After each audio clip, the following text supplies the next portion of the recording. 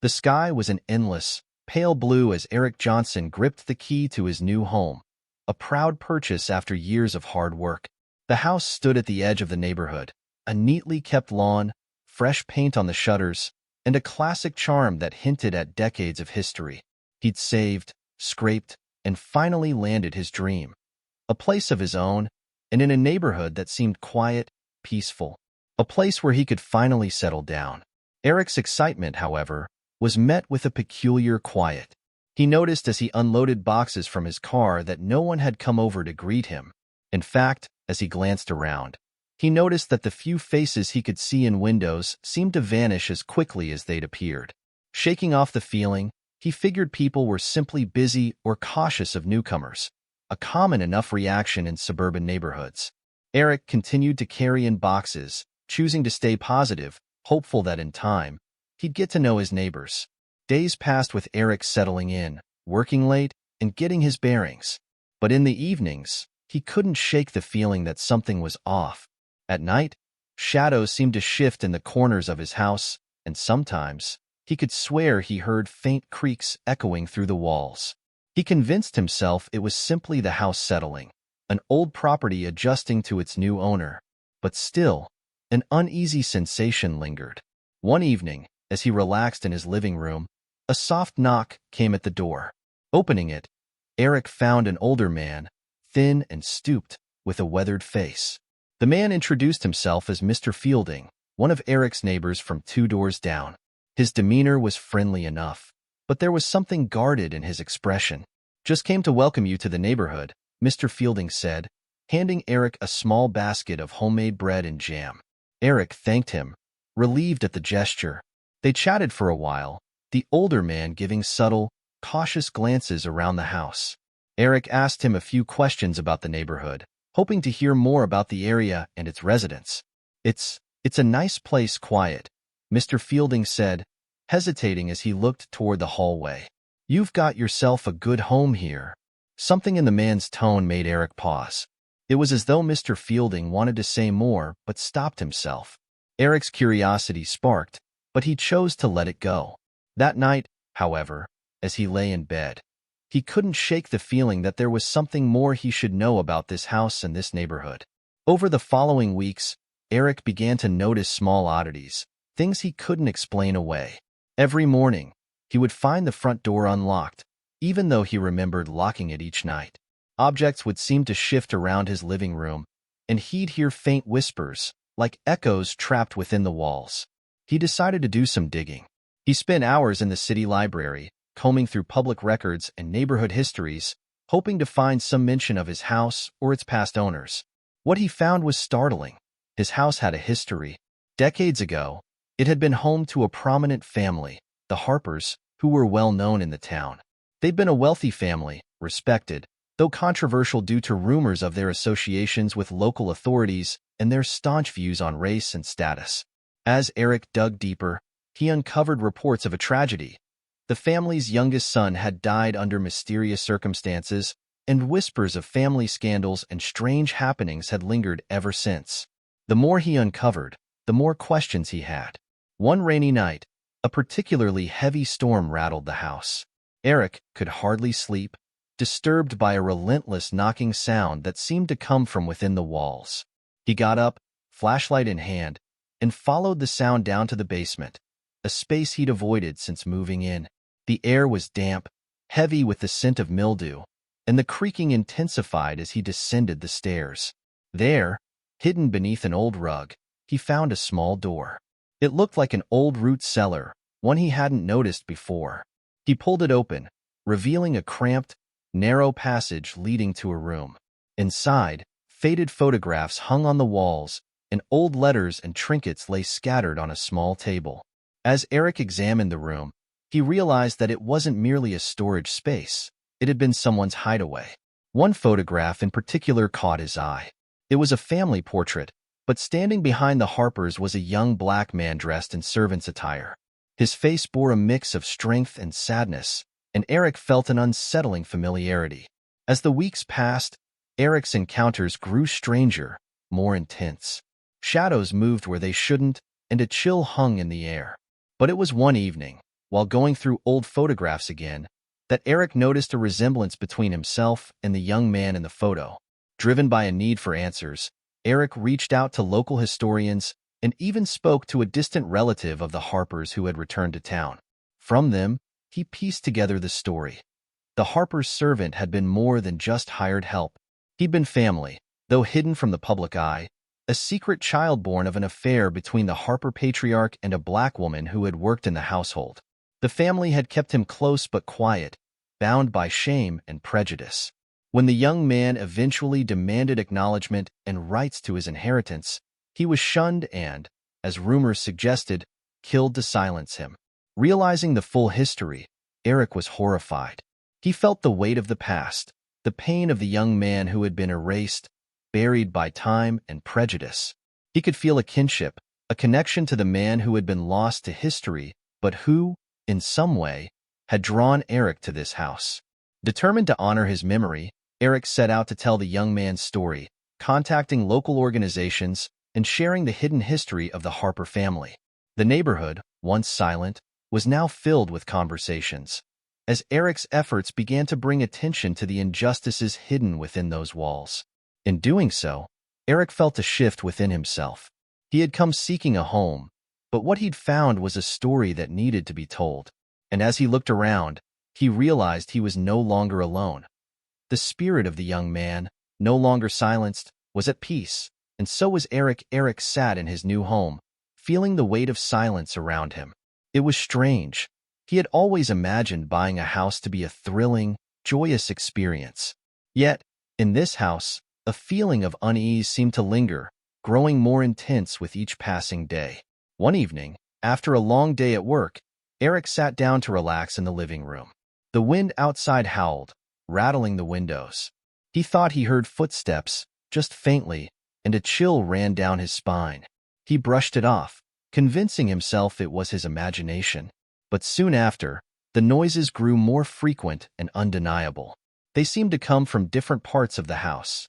A creak on the staircase, a soft murmur by the kitchen door, and then the faintest sound of knocking, as if someone was trying to get his attention. Eric's curiosity finally won over his fear, and he decided to investigate. He walked from room to room, looking for signs of any structural issues that might explain the sounds, but everything appeared normal. Frustrated, he headed to bed, hoping sleep would clear his mind. The following day, he bumped into Mr. Fielding again while taking out the trash. Not one to back down, Eric decided to ask about the house. "Mr. Fielding, do you know anything about the previous owners of my place?" The older man hesitated, his face clouded with concern. "Your house has history," he finally said. "It belonged to the Harper family, a name that once carried weight around here. But that was a long time ago. Strange things have happened there, but the town prefers not to talk about it. It's easier that way." Eric tried to press him for details, but Mr. Fielding clammed up, only muttering something about letting sleeping dogs lie. Determined to understand what was going on, Eric decided to visit the town's library, hoping to find some records on the Harpers. In the dusty archives of the library, Eric uncovered hints of the Harpers' influence in the town's development. But as he dug further, he discovered a different side to their story. One article, buried deep in a box of yellowed clippings, caught his attention. It mentioned a mysterious incident involving a young black man who had been employed by the family. The piece hinted at rumors, speaking in vague terms about the man's relationship to the Harpers. But before it could reveal much, the article was abruptly cut off, leaving more questions than answers. Eric felt an unsettling connection. Who was this man? Why was his life such a closely guarded secret? And why did Eric feel such a strange familiarity when he saw the young man's photo? Back at the house, Eric sat alone, trying to make sense of his discovery. He stared at the photograph he'd found in the hidden basement room, studying every detail of the young man's face. It was like looking at a ghost, a face frozen in time, yet somehow hauntingly present. That night, Eric's dreams were vivid and surreal. He saw the young man from the photograph, walking through the halls of the house. In the dream, the man reached out, mouthing words that Eric couldn't hear, his face a mixture of sadness and desperation. When Eric awoke, he felt as if he had lived through a memory that wasn't his own. Days passed, and Eric found himself growing increasingly fixated on the hidden room in the basement. Each night, he would descend the creaky stairs, open the small door, and sit quietly, feeling as though he was waiting for something or someone. One evening, he received an unexpected visit. A woman named Miss Holloway, an elderly resident of the town, appeared at his doorstep. She had heard of his inquiries at the library and decided to share what little she knew. Her voice was soft and strained, as though carrying the weight of the story itself. "The young man you saw in that photograph, his name was Joseph. He worked for the Harpers, but he was more than just their servant. He was family. You see, he was the illegitimate son of Mr. Harper, born out of an affair that had to be kept quiet. Back then, a scandal like that could ruin a family. So, Joseph was hidden, tucked away, never acknowledged." Her eyes grew distant as she recalled the town's whispers. He fought for his place, tried to make a life here. But the town turned its back on him. He wasn't Harper enough, they'd say, not fit to be called their kin. And one night, he vanished. Some say he ran away, others think he met a worse fate. But no one speaks of it now, not openly. Eric listened, feeling a rush of anger and sorrow. The idea of Joseph, a man denied his identity, shunned by both his family and community, haunted him deeply. As the days went on, Eric became more determined to uncover the full truth about Joseph. He spent countless hours piecing together stories from reluctant townsfolk, some of whom finally opened up after years of silence. Each story painted a clearer picture of Joseph's life, a young man who had dared to challenge the norms, demanding recognition from a family that saw him as an inconvenience. But there was more. Eric learned that Joseph's death hadn't been an accident, as the town had claimed. Instead, it had been a carefully orchestrated cover-up. The Harpers, fearful that Joseph's claim to the family name would lead to scandal, had silenced him permanently. The full story had been buried, hidden away in the shadows of the house Eric now called home. With this new knowledge, Eric felt a shift in his relationship with the house. It no longer felt like his own. Instead, it felt like a resting place for a man denied his dignity, his legacy buried with him. Determined to honor Joseph's memory, Eric made a decision. He reached out to a local historian and began the process of bringing Joseph's story to light. News of Joseph's story quickly spread throughout the town. People who had once ignored the uncomfortable history of the Harpers now found themselves confronting it. Eric organized a small memorial in honor of Joseph, inviting townsfolk to acknowledge the man they had once shunned. As the townspeople gathered in the house, the air was thick with emotion. They listened as Eric recounted Joseph's story, describing a life marred by prejudice and tragedy. By the end, there wasn't a dry eye in the room. The silence that followed was one of collective grief, as the community finally faced the consequences of its actions.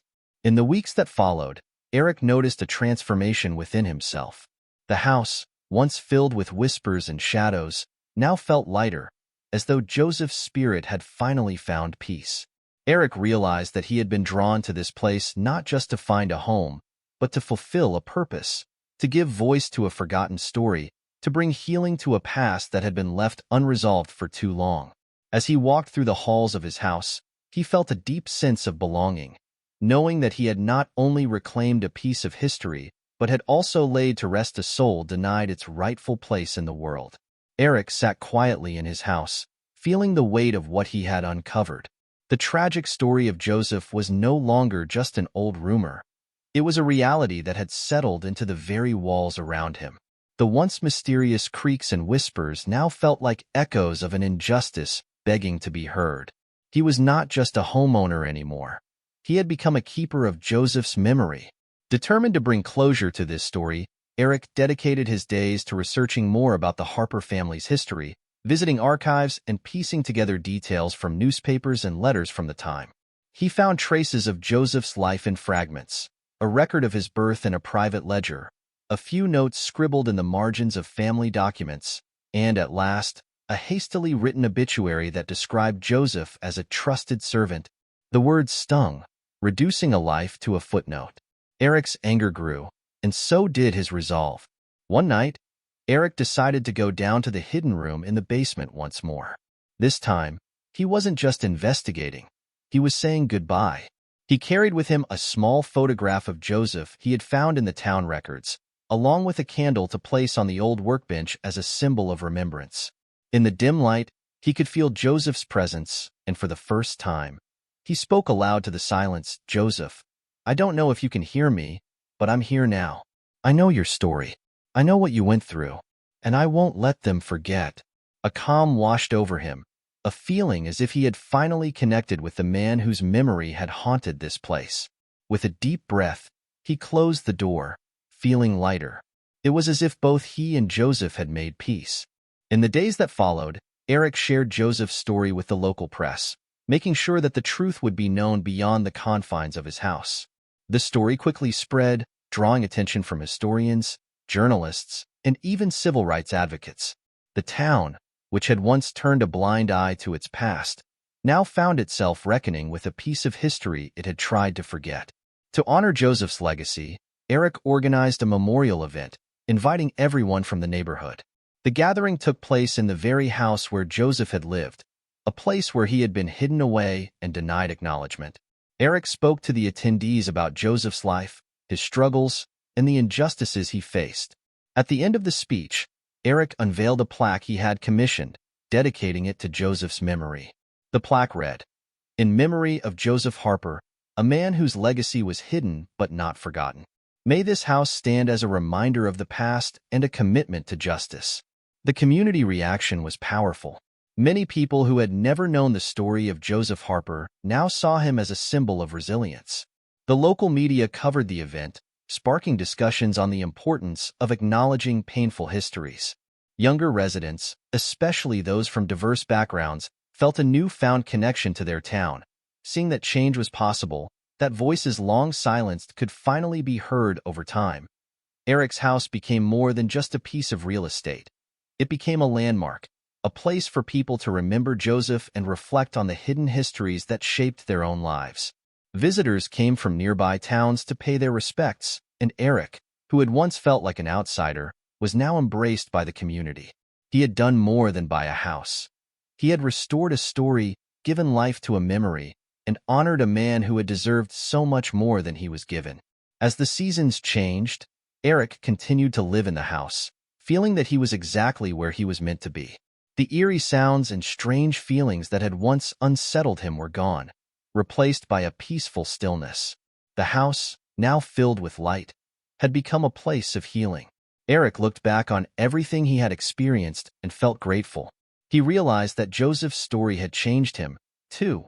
He had grown, becoming more understanding, more resilient, and more aware of the struggles that others carry. He had come to this town looking for a home, but he had found something far more meaningful, a purpose, a connection to the past, and a reminder that stories, once uncovered, can bring people together in ways they never expect. In that moment, standing in the doorway of his house, Eric felt a profound sense of peace. He knew that Joseph, wherever he was, had finally found peace too. With Joseph's story now a part of the community's consciousness, Eric found himself reflecting on how far he had come since he first moved into the house. What had started as a simple desire to settle down in a quiet neighborhood had become a transformative journey of self-discovery and purpose. Through Joseph's story, he had learned about resilience, the importance of memory, and the weight of history that often lies buried just beneath the surface. As weeks turned to months, Eric's house continued to be a place of remembrance. Community members, friends, and strangers would come by, leaving flowers by the plaque or pausing for a moment of silence in the yard. The house had taken on a life of its own, no longer defined solely by bricks and mortar, but by the legacy of a man whose story had finally been told. Eric also found himself speaking at local gatherings and schools, sharing Joseph's story and its broader significance with young people. He wanted them to understand the power of truth and the importance of acknowledging difficult histories, even when they're uncomfortable. In a town that had once tried to ignore its past, he was helping to foster a new culture of openness and remembrance. As he spoke to the younger generation, Eric noticed how deeply Joseph's story resonated. Many students, especially those from marginalized backgrounds, saw themselves in Joseph's story. They understood the pain of being overlooked, of having their potential ignored, and of feeling like their contributions were unappreciated. Joseph's life had become a symbol of strength, not just for his perseverance, but for the resilience that countless others drew from his story. One afternoon, while Eric was organizing papers in his living room, he came across a letter in his mailbox. It was from a woman named Grace Harper, a descendant of Joseph's family. She had heard about the memorial event and wanted to visit the house where her ancestor had lived. Eric welcomed her eagerly, grateful for the chance to connect with someone who could bring a more personal perspective to Joseph's story. When Grace arrived, she was visibly moved.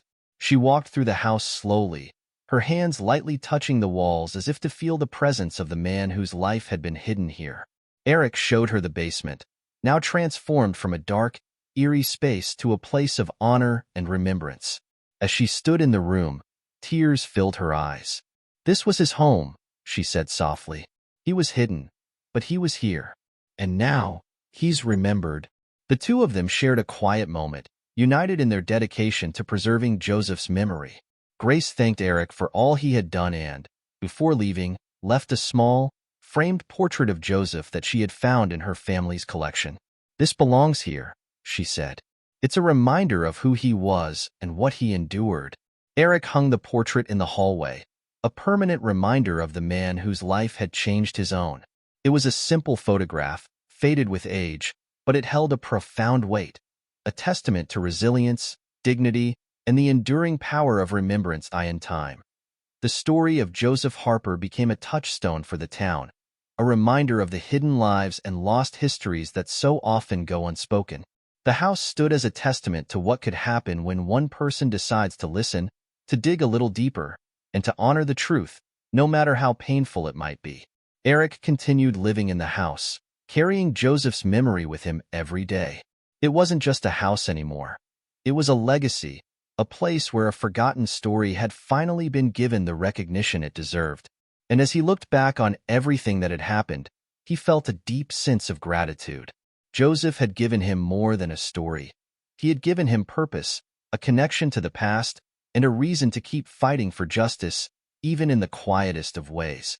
Eric knew that Joseph's story would live on, not just in the plaque or the photograph in the hallway, but in the hearts of everyone who heard it. The community had been changed, and so had he. Through one man's life, they had all learned something invaluable, that sometimes the most profound connections are the ones that emerge from the forgotten shadows of history. As Eric continued his life in the neighborhood, he found himself constantly reminded of Joseph's legacy. Neighbors who had once barely acknowledged him now greeted him warmly, sometimes stopping by to chat about how Joseph's story had impacted them personally. People shared how learning about Joseph had reshaped their understanding of the town's history and the painful realities faced by those who had come before them. Eric became a quiet but steady presence in the community, with his house now known as Joseph's house. It wasn't a name anyone had officially given it, but over time, people began calling it that. Parents would bring their children, telling them the story of the man who had once lived there, the man who had endured and persevered despite the odds stacked against him. Eric noticed how much this symbol meant to people. It was as if Joseph's memory had created a bridge between generations, connecting the past and the present in a way that inspired reflection and empathy. A few years later, the town's annual celebration included a new tradition. A moment of silence for Joseph Harper and others like him who had faced hardship and injustice in silence. The townspeople placed a wreath near the plaque on Eric's front lawn, each year adding flowers, notes, and small tokens of remembrance. Through these gatherings, Eric saw a change he hadn't expected, a shift in the community's openness and willingness to acknowledge its past. The town, once quiet about issues of race and history, was now embracing a more honest dialogue. Young people, inspired by Joseph's story, began asking questions, studying local history, and exploring their own family backgrounds, eager to understand how they too were shaped by the community's shared past. The city council even approached Eric to discuss creating a scholarship fund in Joseph's name for students from underprivileged backgrounds who were pursuing higher education. They asked Eric if he'd consider helping with its establishment. Touched, Eric agreed, seeing it as another way to honor Joseph's legacy and ensure that his story continued to inspire new generations. Through it all, Eric often found himself sitting quietly in the house, thinking about the journey he'd been on since discovering Joseph's hidden room. It had been a transformative experience, one that had not only changed his perspective on history and race, but also deepened his understanding of his own purpose. He realized that his decision to buy this house, to settle in this town, had been guided by something far greater than himself. He had unwittingly become a guardian of Joseph's memory, a keeper of a story that was meant to be told. In quiet moments, he'd imagined Joseph walking the halls, his spirit finally at peace, knowing that his life and legacy were not forgotten. And in those moments, Eric felt an unspoken bond with the man he had never met but whose life had irrevocably changed his own. As the years went by, Eric continued to care for the house and the story it carried, grateful for the journey and the meaning it had brought into his life. He had become a custodian not just of a home, but of a legacy that would outlive him, a story of resilience, dignity, and the profound impact that one life, hidden and nearly lost to history, could have on a community and beyond. And so, in the quiet of the night, as the town lay still, Joseph's memory lived on, a beacon of courage and hope that shone in the hearts of those who heard his story. As Eric closed the door on his chapter in Joseph's story, he realized that sometimes the greatest legacies are those hidden in the most unexpected places. The journey he'd taken, from skepticism and discomfort to understanding and acceptance, was a reminder that the stories we think are buried often carry the most profound lessons. We may not always know the history of the places we inhabit or the lives that shape them, but by honoring the past, we create a future rooted in compassion, empathy, and justice. Joseph's life was a quiet yet powerful testament to resilience and dignity in the face of adversity. His legacy taught the town, and Eric, that understanding history means facing uncomfortable truths, learning from them, and striving to do better. Ultimately, Joseph's story reminded them all that healing begins with acknowledgement, and progress starts with individuals who are willing to look beyond prejudice, beyond fear, and into the humanity that connects us all. Moral of the story is that sometimes, understanding our past is the only way to build a compassionate future. Acknowledging the struggles of those who came before us is not only a way to honor them but a guide to becoming the kind of people who bring about change.